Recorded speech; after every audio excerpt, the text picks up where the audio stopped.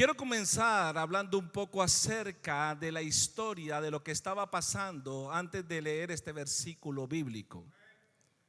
Quiero parafrasear un poco y darles un poquito de la historia. El pueblo hebreo había sido cautivo por más de 400 años por los egipcios. Estaban cautivos, había una cautividad, una esclavitud fuerte. Y el pueblo de Dios estaba cansado, diga, estoy cansado de la esclavitud. Y comienzan a orarle a Dios y comienzan a decirle: Señor, levanta en medio de nosotros un líder para que ese líder nos saque y nos haga libres de esta esclavitud. Y Dios levanta dentro del pueblo a un hombre llamado Moisés. Pero Moisés tenía una particularidad.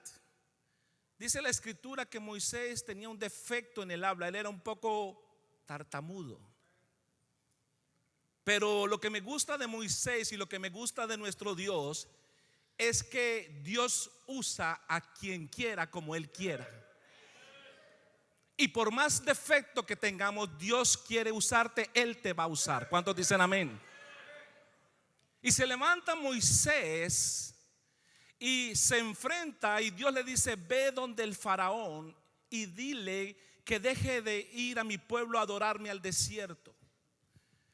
Y dice la Biblia que Moisés se presenta delante del faraón y le dice: dice mi Dios que nos dejes ir al pueblo hebreo para adorar al Señor en el desierto. Y el corazón del faraón se endurece y comienza una serie de eventos donde el faraón les dice: sí, váyanse. Pero cuando iban a salir los detenía y no los dejaba salir, porque se endurecía cada vez más su corazón. Y Dios tuvo que enviar unas crisis, unas plagas al faraón, y todos conocemos la historia.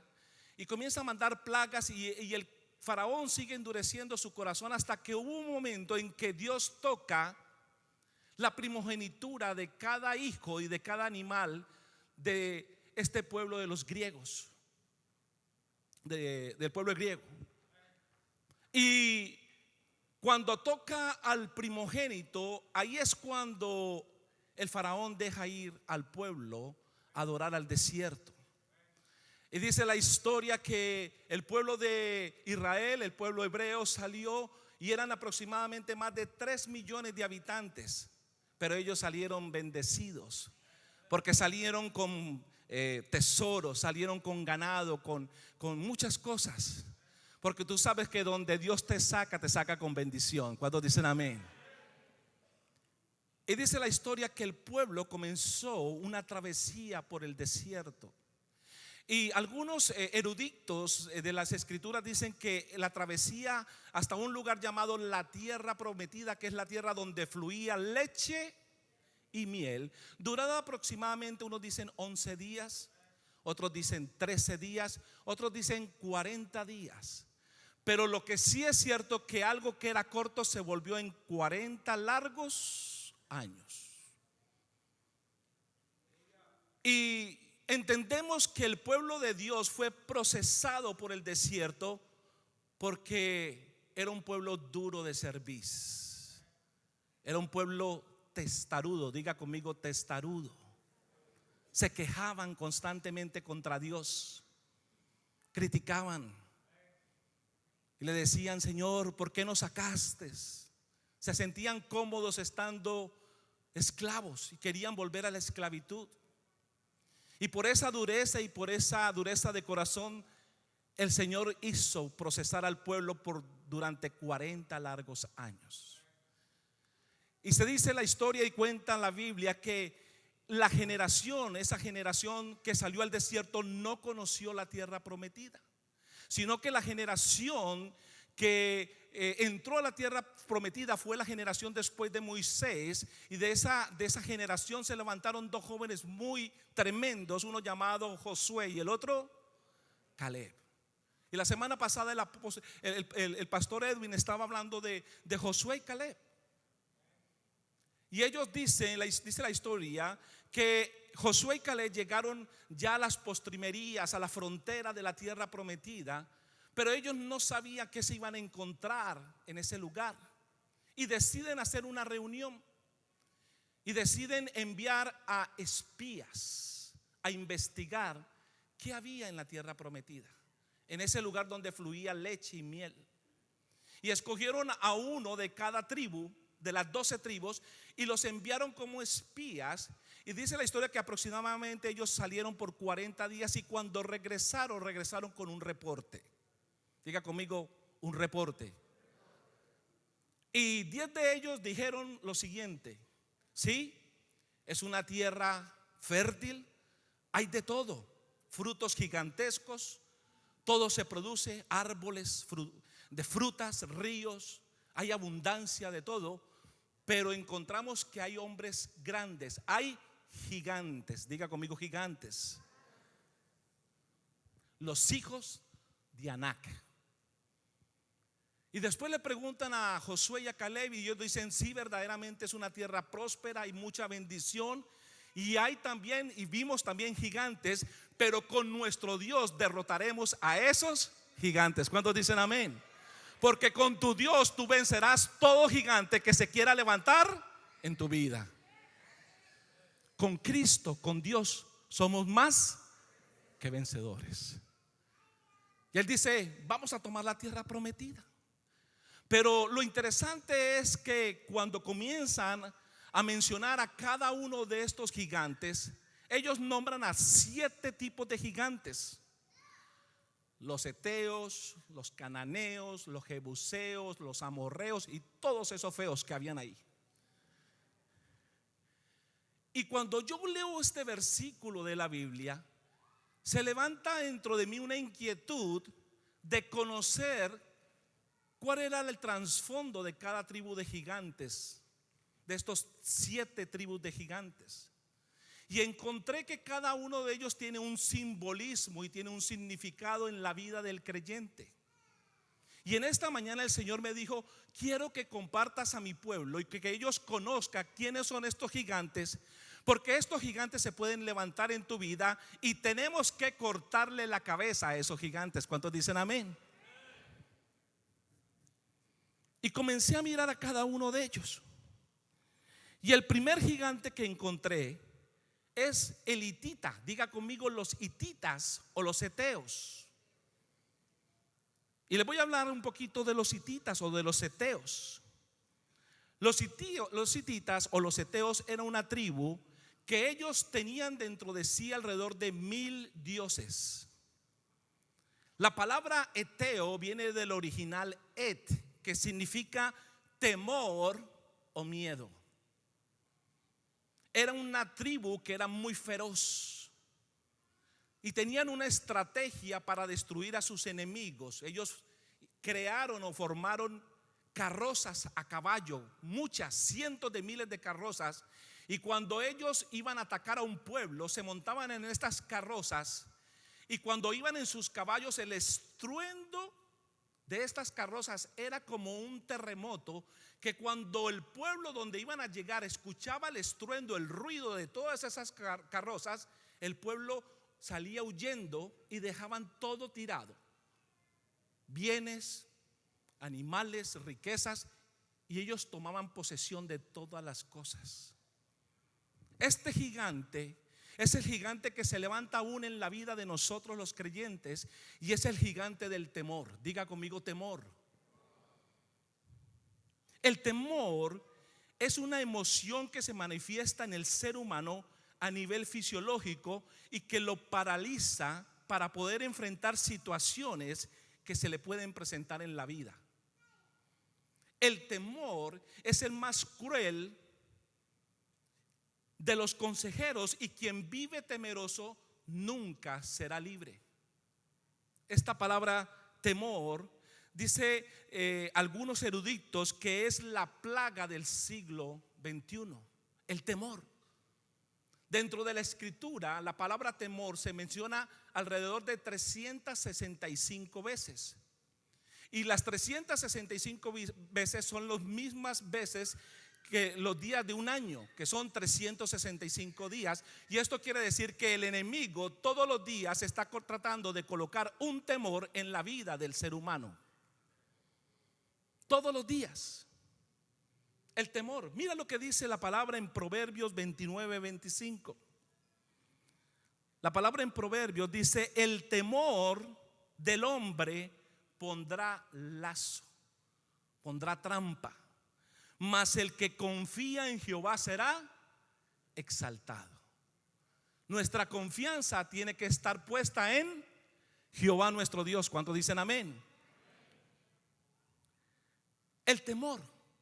¿Le tenemos temor en estos tiempos? ¿A qué cosa les tenemos temor? Tenemos temor, ¿qué va a pasar con nuestro matrimonio? El temor a las finanzas, el temor a lo que irá a pasar con nuestros hijos, a la salud, el temor a nuestro futuro, el temor aún dentro de la iglesia, del ministerio. Se levantan temores constantemente. ¿Será que mi matrimonio será un matrimonio saludable? ¿Será que no perderemos la casa? ¿Será que no perderemos el carro? ¿Será que nuestros hijos serán algo en el futuro? El temor. ¿Será que nuestros hijos serán alguien? ¿Qué pasará si me enfermo o muero? Temores. ¿Qué pasará en mi futuro? ¿Qué pasará con esta situación emigratoria, donde si decide el presidente de este país sacar a los indocumentados, qué irá a hacer de mí? Y eso produce temor. El temor. Aún el pueblo de Dios, cuando salió de Egipto, estaba temeroso y decían: ¿por qué nos sacaste de la esclavitud? Estábamos mejor, allá teníamos un techo, teníamos comida, teníamos bebida, teníamos agua, y aquí en el desierto ¿qué vamos a tener? Y eran los temores que el pueblo de Dios tuvo también al transcurrir o al pasar el desierto.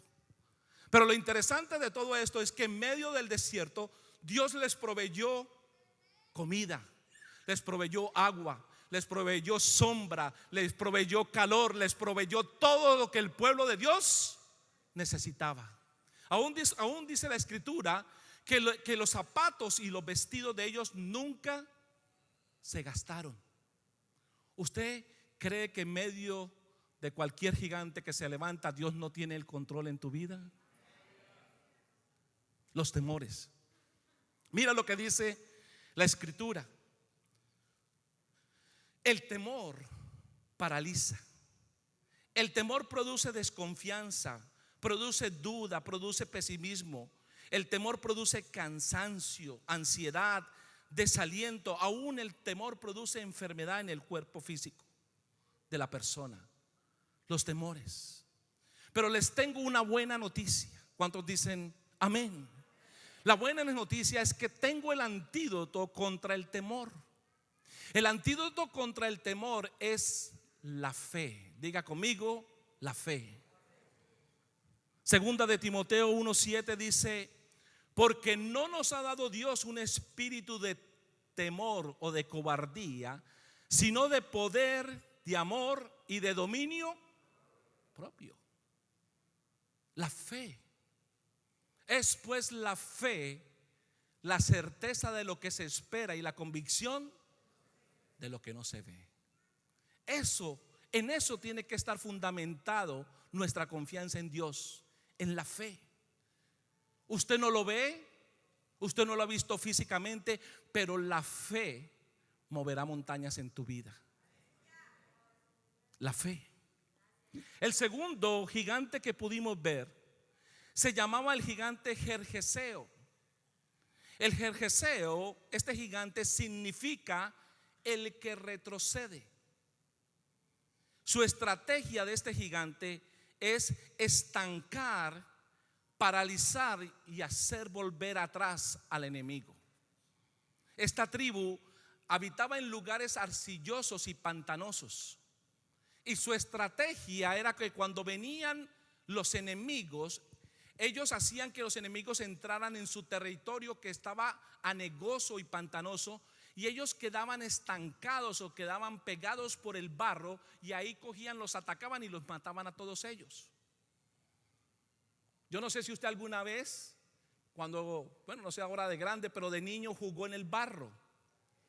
Y yo recuerdo que los tenis míos, que después mi mamá, que está aquí en esta mañana, tenía que hacer maravillas para blanquearme los tenis porque se quedaban negros. Y jugábamos en el barro y ese barro se acumulaba hasta así más o menos. Y no podíamos caminar. Y así fue como yo entendí que este gigante también es un gigante que quiere estancarnos y quiere paralizarnos en la vida del creyente. El río, cuando usted ve un río que tiene vida, es porque el río tiene movimiento. Diga conmigo, movimiento. Cuando un río tiene vida es porque tiene movimiento. Si usted ve un agua estancada, un agua que no tiene movimiento, esa agua comienza a oler mal. Las aguas estancadas comienzan a oler mal. Y lo interesante es que nuestra vida espiritual muchas veces está así, está estancada y comienza a oler mal. Y lo interesante de todo esto es que muchos de nosotros, nuestra vida espiritual está estancada. Llegamos a un punto en nuestra vida donde no vemos movimiento en nuestra vida y nos hemos quedado estancados. Y el peligro es que si no avanzamos nos podemos comenzar a devolver. Tenemos que avanzar en nuestra vida espiritual. ¿A qué huele tu vida espiritual en el día de hoy? ¿A qué huele tu vida espiritual? Vi una historia de un hombre. La historia dice que este hombre era un pordiosero, un homeless, y olía mal, iba sucio, y salió de la Ciudad de México. Para los que son de México deben saber, iba de la Ciudad de México a una ciudad llamada Nuevo León. Iba caminando por la calle, iba cansado o maloliente. Y hubo un momento que dijo: no voy a caminar más, voy a pedir a alguien que me dé un ray. Y comenzó a hacer así, a ver si alguien lo levantaba. Pasaron muchos carros y ninguno lo quiso levantar, hasta que por fin un hombre se detuvo en el camino y el pordiosero se agacha y le dice: oiga, caballero, ¿cuánto me falta para León? Y el Señor le dijo: solamente que ruja, mi hermano. Solo que ruja. ¿Y por qué les hablo de esto? Porque cómo está oliendo nuestra vida espiritual. Dios quiera que esta mañana nosotros podamos estar oliendo a la fragancia del Padre Celestial. ¿Cuántos dicen amén? Y para poder oler la fragancia de nuestro Padre Celestial tenemos que hacer varias cosas. Tenemos que acercarnos a Él. Tenemos que madurar en nuestra vida espiritual cada día. Ya no podemos ser niños espirituales. La Biblia habla en Efesios 4:14, dice: ya no seamos como niños que cambian fácilmente de parecer y que son arrastrados por el viento de cualquier nueva enseñanza, hasta dejarse engañar por gente astuta que andan por caminos equivocados. Nosotros tenemos que transicionar de ovejas a hijos. Un pastor dijo un día lo siguiente, que me pareció bastante interesante: yo no tengo ningún problema de darle biberón a un niño espiritual. El problema es cuando tengo que moverle el bigote para darle biberón. Y muchas veces muchos creyentes llevamos muchos años en el evangelio y todavía nos tienen que mover el bigote para darnos comida espiritual. Y en esta mañana yo lo que quiero que usted entienda a través de este gigante es que tenemos que crecer y tenemos que caminar y tenemos que transicionar para crecer y ser maduros espiritualmente. ¿Cuántos dicen amén? Ya tú no puedes ser un niño espiritual. Ya hemos comido mucha leche espiritual en este lugar y a veces lo que estamos es engordando y engordando, pero es la hora que Dios te ha movido para que tú puedas ser luz en medio de las tinieblas allá afuera. Tú tienes un potencial, tú tienes un llamado, tú tienes un propósito. Ya no camines más inmaduro.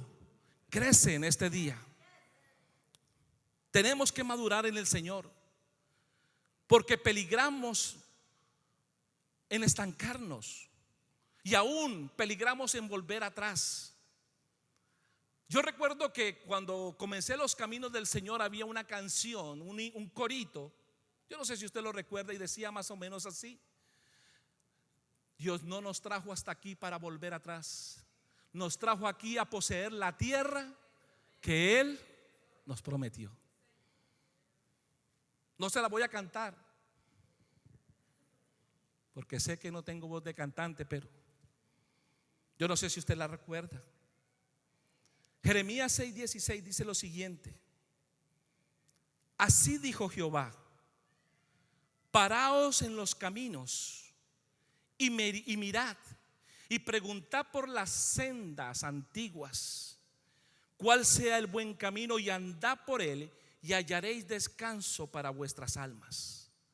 Miren lo interesante que dice aquí Jeremías. Dijo: paraos en los caminos. Muchas veces nosotros tenemos que hacer un alto en el camino y mirar hacia atrás y decir: ¿qué estábamos haciendo antes que ya no lo estamos haciendo? ¿Cómo era nuestra vida espiritual anteriormente? ¿Cómo era nuestra vida de oración? ¿Cómo era nuestra vida de lectura de la palabra?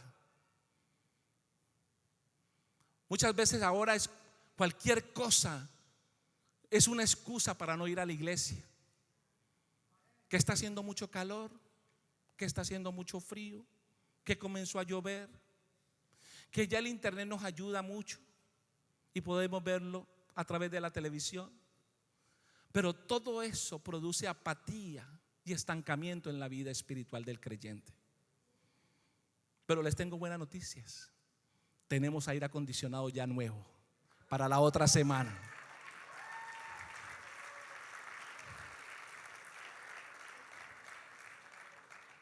Tenemos que pararnos en los caminos y mirar lo que hemos dejado hacer. El tercer gigante que encontré, que habla aquí el estudio, se llaman los amorreos. Diga conmigo: amorreos. El significado del amorreo es amargo, rebelde o charlatán. La característica principal de este gigante es la amargura. Diga conmigo: amargura. La amargura proviene del original hebreo que significa punzar. Haga conmigo esto. Levante el dedito así y toque al que está al lado así. Púncelo así. Por una vez está bien, pero si usted lo sigue punzando, se le va a enojar. Y eso es lo que produce la amargura. En las escrituras hubo una mujer llamada Noemí. Y Noemí tuvo muchos problemas en la vida, tuvo muchas situaciones difíciles, al punto que decidió cambiarse su nombre. Y dijo: en vez de llamarme Noemí, de hoy en adelante me voy a llamar Mara. Yo creo que ahí sacaron la palabra de las maras en Salvador, por allá. Puede ser, ¿sabe por qué? Porque Mara significa amargado o amargura. Hay personas en la actualidad que han vivido procesos en la vida por la cual en este momento se encuentran amargados. ¿Y sabe cuál es el problema de este gigante? El problema de este gigante es que este gigante contamina a la persona, pero no solamente eso. Ese gigante hace que todos los que están a su alrededor también se contaminen de la misma enfermedad o del mismo gigante llamado amargura. O sea que a este gigante le gusta que usted está amargado, pero quiere amargarle la vida a todos los que están alrededor suyo. La amargura. Dicen estudios que los médicos han dicho que la amargura es el cáncer de este tiempo. Mira lo que dice Hebreos 12:15. Mirad bien, no sea que alguno deje de alcanzar la gracia de Dios, que brotando alguna raíz de amargura, ayúdeme, os estorbe y por ella muchos sean contaminados. O sea que la amargura daña a la persona, pero daña a todas las personas que están a su alrededor. Contamina. Pero le tengo otra buena noticia. El antídoto contra la amargura es el perdón. Diga conmigo: yo decido hoy perdonar. Y usted sabe, una de las cosas que he entendido, que una de las cosas que se le hace más difícil a la gente es el poder perdonar. Yo trabajo con matrimonios y muchas veces me dicen a mí: lo que me hizo él me lo va a pagar, o lo que me hizo ella. Yo le digo: hermana o hermano, tiene que perdonar. Que lo perdone Dios, porque yo no lo perdono. Es difícil. Pero usted sabe una cosa, que sin perdón no hay salvación. Porque el primero que perdonó fue nuestro Padre Celestial. Y si usted y yo estamos sentaditos hoy aquí, escuchando su palabra, recibiendo los beneficios de esta salvación tan grande, fue porque Él un día decidió perdonarnos. ¿Cuántos viven agradecidos por el perdón de Dios en su vida? Si usted vive agradecido, déle el mejor aplauso al Señor en esta mañana. Gracias, Señor, por tu perdón.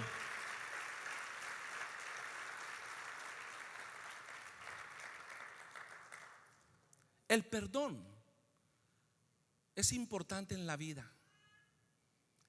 Alguien me decía en estos días, me decía algo: tengo que pedirle perdón a alguien, pero yo no sé si esa persona lo reciba o no lo reciba. Y yo le decía a esta persona, le decía: usted cumpla con lo que Dios le puso en su corazón. Si la persona lo recibe o no lo recibe, ya no es problema suyo. Usted ya quedó libre de esa culpa. Y eso es lo que tenemos que hacer. ¿Sabe una cosa? Le voy a contar algo muy personal. Hace muchos años atrás estábamos en la otra iglesia y íbamos a tomar la Santa Cena. Y una de las partes que dice la Santa Cena: si tienes algo contra tu hermano en este momento, ve y pídele perdón a tu hermano, y eso. Y yo ya tenía mi pancito y tenía mi copita de jugo de uva para tomar, yo bien ahí creyéndome santo, así bien espiritual. Y yo estaba en el segundo piso, porque ese edificio era de 2 pisos. Y estoy así cuando siento que el Señor me dice: mira abajo. Y veo a alguien allí: pídele perdón. Y comienza el Espíritu Santo: pídele perdón. Deja la copita y el pancito y ve y pídele perdón. Y yo: pero ¿por qué? Si el que me ofendió fue él a mí. Tienes que ir a pedirle perdón. Y sabe una cosa, mi hermano, me tocó que bajar del segundo piso, ir hasta abajo. Y yo le dije: hermano, ¿qué pasó?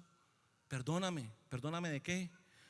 El Señor me dijo que yo sentía algo y que le pidiera perdón. Y yo vine a pedirle perdón. Me dice: deja de charlatear, vete para que Y yo dije: me echó todavía, le estoy pidiendo perdón y me echa. Pero cuando llegué arriba, me temblaban las piernitas. Y yo decía: ¿quién está aplaudiendo? Nadie está aplaudiendo, eran mis piernas. Y me pude tomar mi Santa Cena. Y en ese momento fue cuando el Espíritu Santo me dice: ahora sí, celebra la Santa Cena en paz. Porque el único beneficiado cuando tú perdonas eres tú mismo. Tú no lo hagas por los demás. Escúchame, el poder perdonar produce una paz y una tranquilidad en el corazón del hombre. No hay nada más rico, no hay nada más deleitoso que usted poder perdonar a alguien, liberarlo de esa culpa. Ya no tengo contra nada. Yo sé de lo que estoy hablando. Mire lo que dice la Biblia en Efesios 4:32. A mí me gustan A mí me gustan estos estudios porque esto nos enseña de lo que Dios quiere que hagamos en la vida.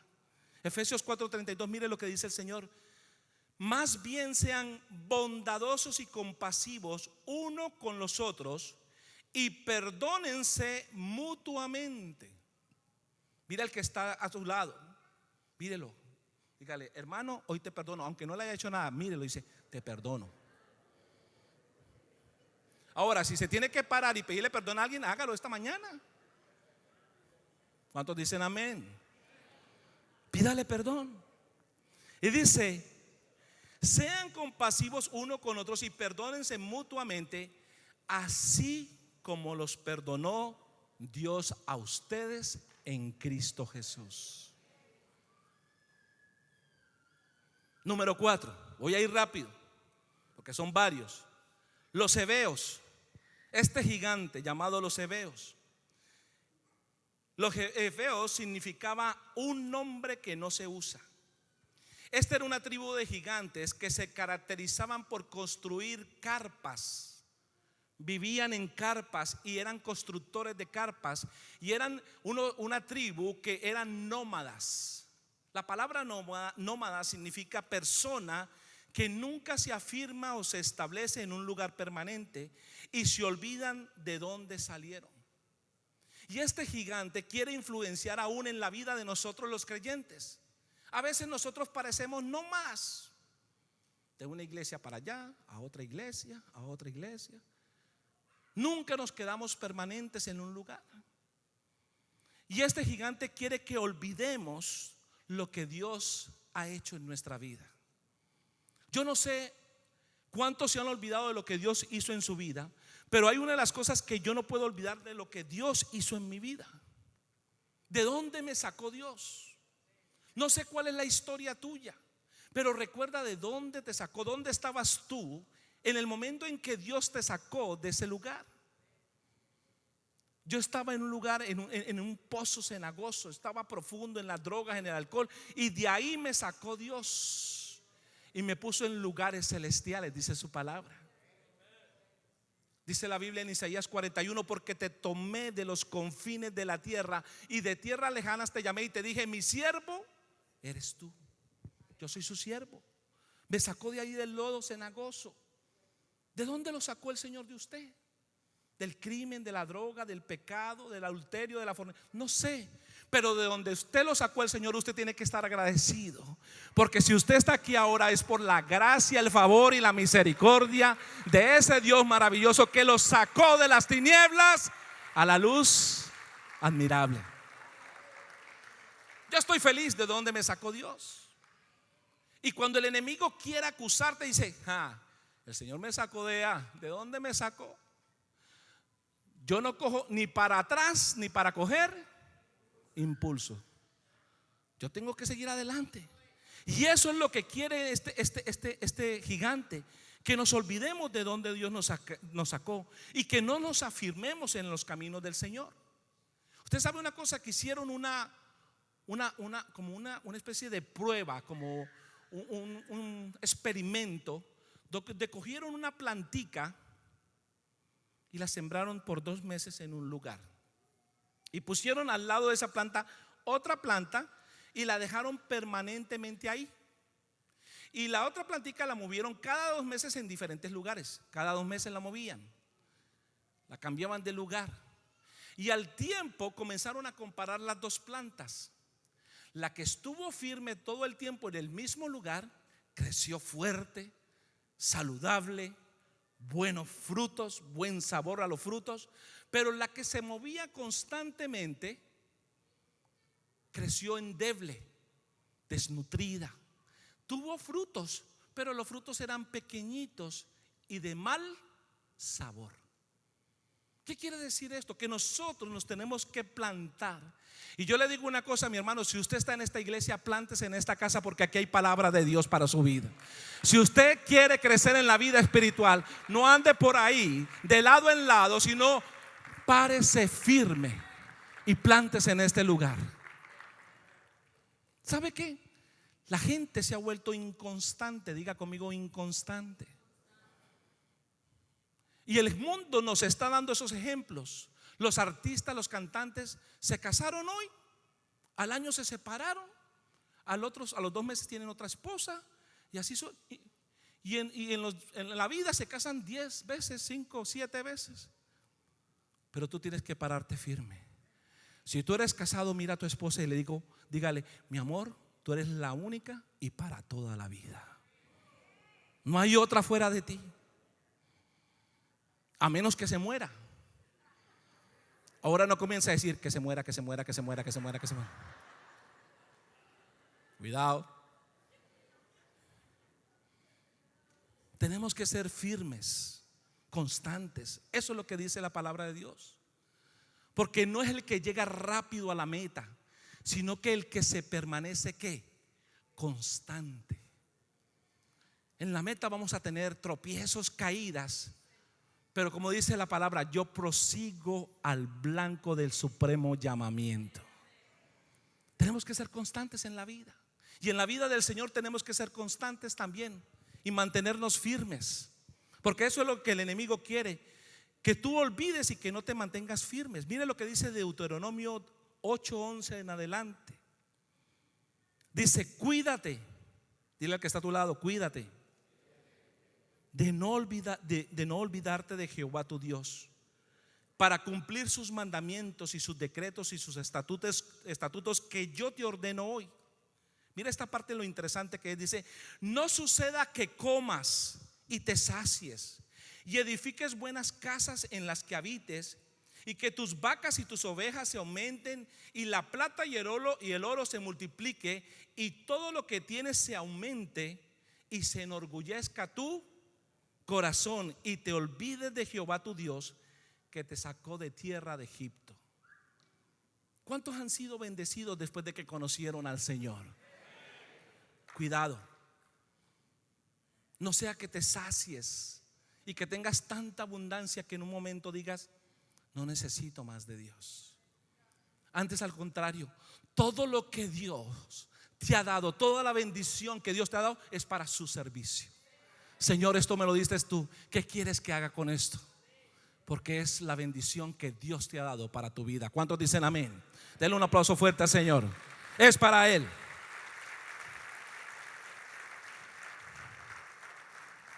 Por último, yo dije que rapidito. Hay hambre y todos quieren comer también. Vamos a comer. El número 5, Jebuseo. Diga conmigo: Jebuseo. No les voy a decir los 7, pero les voy a decir solamente 5 en esta mañana, que considero que son los que yo sentí que teníamos que compartirlos en esta mañana. El Jebuseo, el significado de este gigante es lugar trillado o pisoteado. Haga conmigo así: lugar trillado o pisoteado. Este gigante es el que se concentra en recordarnos nuestros errores que cometimos en el pasado. Este gigante es el que nos quiere recordar todas las cosas malas que tú y yo cometimos en nuestro pasado. Hay un cantante mexicano, José José, ¿lo conocen? Un adorador.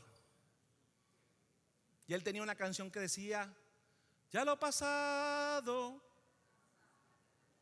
Ustedes la conocen. Digan que no. Adoren con él, adoren. Ya lo pasado, pasado no me. Todo quedó en el ayer. El pasado. ¿Y sabe qué es lo interesante de este gigante?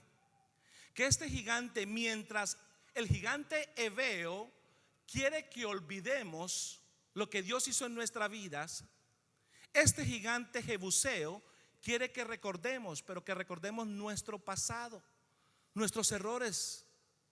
Yo no sé cuántos de aquí, aún después de 10, 15 años, 20 años, todavía este gigante quiere atormentarte y traerte tus errores del pasado para que tú no vivas en paz y feliz. Es ese gigante que dice: ¿te acuerdas lo que hiciste hace 20 años atrás? Y te lo sigue recordando. Te lo sigue recordando. Este gigante se concentra en tres áreas de la vida del creyente. Este gigante se concentra en la primera área que se concentra es en la acusación. Diga conmigo, acusación. El enemigo es conocido como el acusador. Dice, peca, y después de que peca, la persona te está acusando. Mira lo que hiciste. No es que eres cristiano y que vas a la iglesia.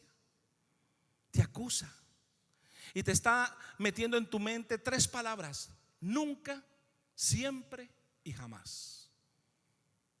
Tú nunca serás alguien, o tú nunca lograrás. Tú jamás, o tú siempre haces lo mismo.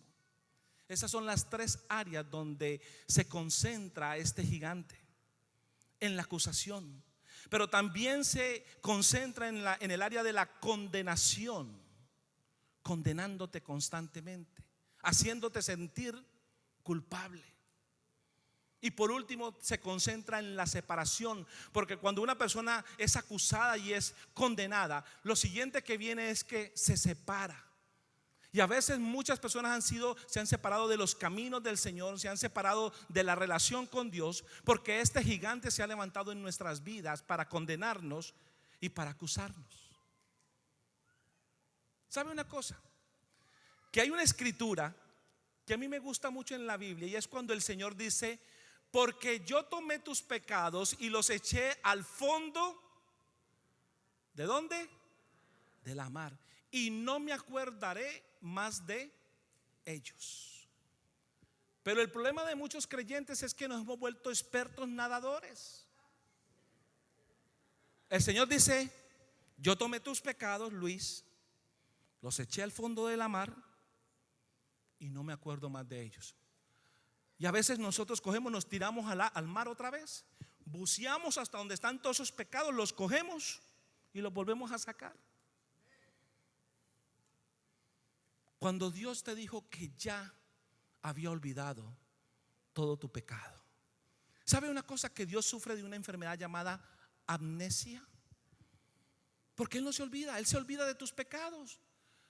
Imagínense qué tal que Dios no se olvidara de nuestros pecados. Nos estaría recordando constantemente lo que hicimos hace un año, hace 6 meses, hace 10 años, 15 años. Pero ¿cuánto le dan gracias a Dios que cuando Él dice: perdoné todos tus pecados y no me acuerdo más de ellos? Es porque Él lo hizo una vez, y en la cruz del Calvario Él tomó todos nuestros pecados y Él ya no se acuerda de ellos. ¿Quiénes son los únicos que se acuerdan de nuestros pecados? Diga, nosotros mismos. Él ya los olvidó. Hay gente que vive acusada, y en esta mañana el Señor quiere que tú sueltes y que tú te libertes de ese gigante. Mira lo que dice la escritura. En Isaías 43:18 dice: no os acordéis de las cosas pasadas, ni traigáis a memoria las cosas antiguas. He aquí yo hago cosa nueva. El Señor hace cosas nuevas.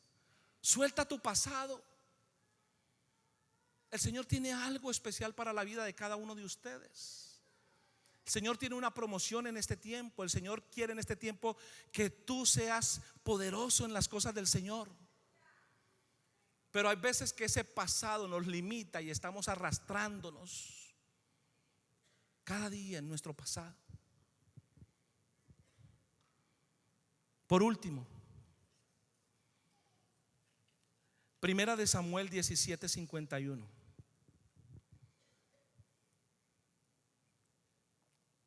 Aquí hay una historia bien interesante, porque es la historia de otro gigante. Es la historia de David y de Goliat.